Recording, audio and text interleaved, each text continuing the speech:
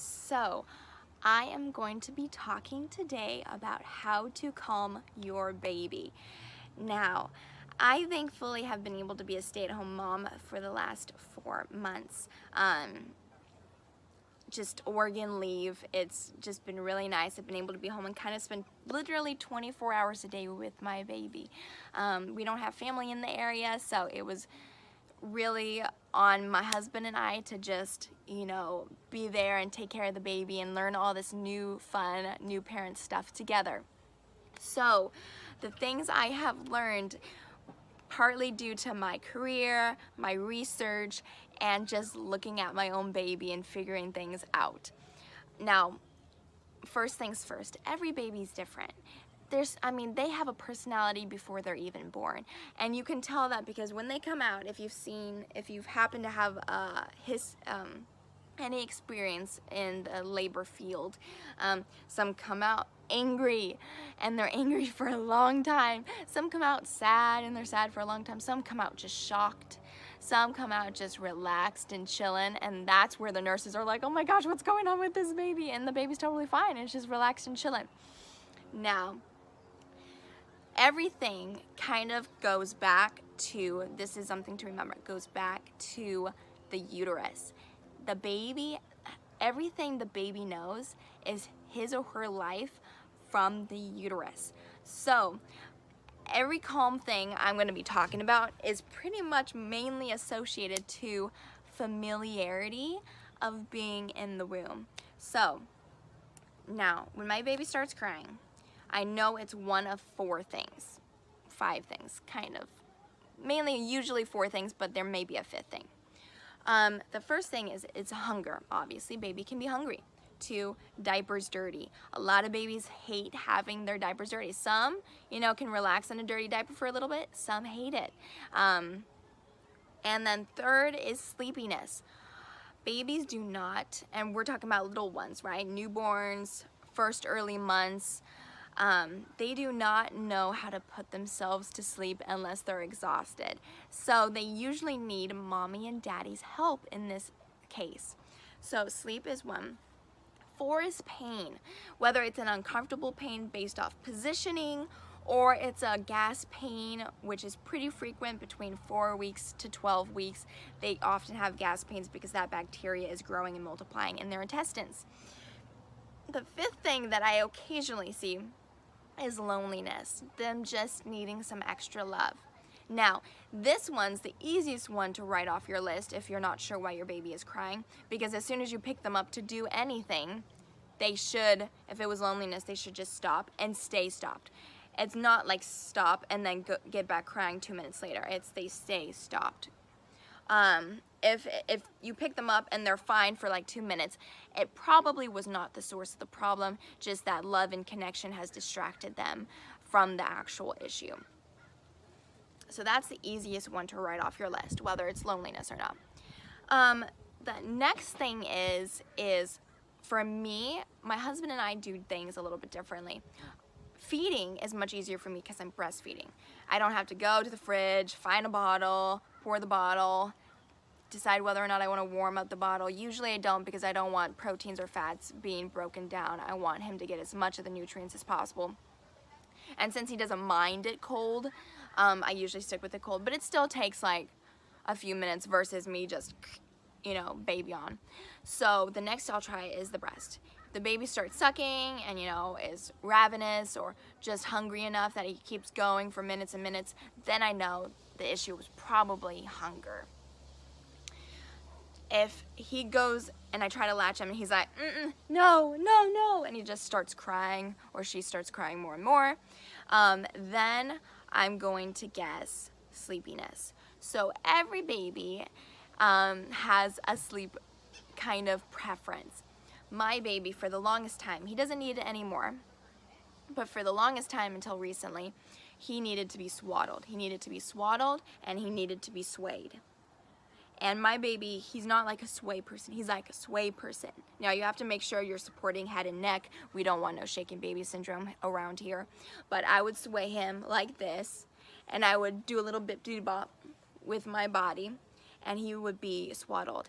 And about 5 to 7 minutes of that, if he's knocked out, or at least he's relaxed and he's not crying anymore, then I know he's probably getting sleep. It was sleepiness and he needed help falling asleep. And that's pretty much the case all the time, is he needs help falling asleep. The only time he doesn't need help falling asleep at his age now is in the middle of the night. Usually he'll wake up hungry, and then with the breastfeeding, with the amount of work he has to do with eating and the sleepy proteins that are in breast milk, he falls kind of usually right back to sleep.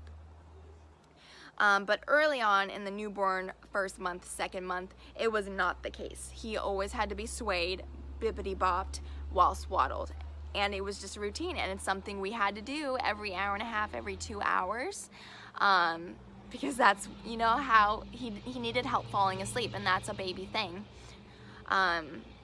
So the next thing is, so I talked about loneliness, I talked about feeding, I talked about sleepiness, I talked about diaper, and then it was pain. I think I've mentioned pain, but like I mentioned, it was like gas, or it could be just uncomfortability. So those are the 5 reasons that babies usually cry. I have not had my baby cry for any reason other than those 5 reasons. Usually going through that list solves them all. So what I do, I pick him up, writes off for loneliness, still crying, put to breast. If he doesn't want to eat, then I know it's not hunger. Although there are exceptions to that I will mention later. Third, sleepiness, swim, doing all that thing. If he doesn't fall asleep in like 7 minutes, max 10 minutes, then I go to pain and uncomfortability. So with pain and uncomfortability, usually depending on their age, it's either gas pain, which is between 4 to 12 weeks, or it can be uncomfortability. Gas pain can happen later. My baby still gets gas every once in a while, like every other day, I would say, for like a little bit. Last night he had really bad gas pain, and the reason I know he had gas pain is his legs got rigid, like they straighten out, and they're like rods. You can't bend them. They're like rigid. My baby does this, like shaking, and then he does a whimpering kind of cry, like kind of, I know I'm showing you on camera, but like a whimpering, and then loses it, turns red, screams. It starts with a whimper and then screams. It's different than like with a sleepy cry. A sleepy cry, he's gonna be doing yawning, he's gonna be rubbing his eyes, and then he's gonna cry, but you can actually distract him. You can give him a toy and he'll stop crying. So sleepy's not like, he's gonna go back to crying, but he can go back and forth. It's almost like they're bipolar. They cry and then they can be happy, and they cry and they can be happy.